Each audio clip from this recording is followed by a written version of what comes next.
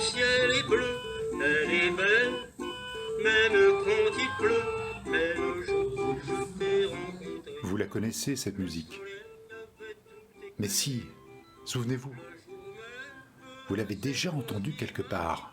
Je vous aime, c'est pourquoi depuis. Il y a longtemps peut-être, ou pas tant que ça.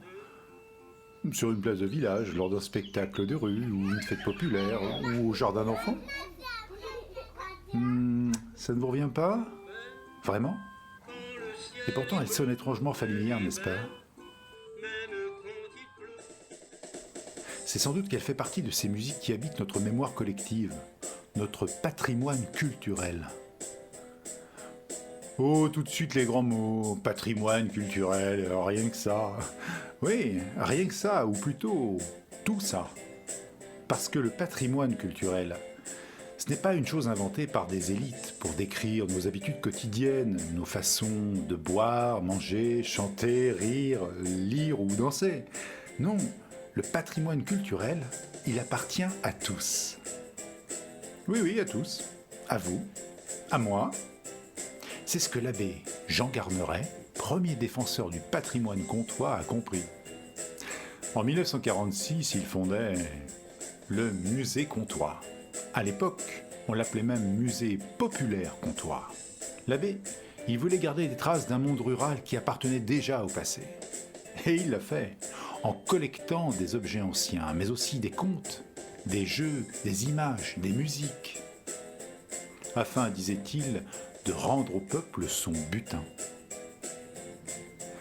Aujourd'hui, le musée comtois n'attend que vous pour faire vivre la mémoire comtoise.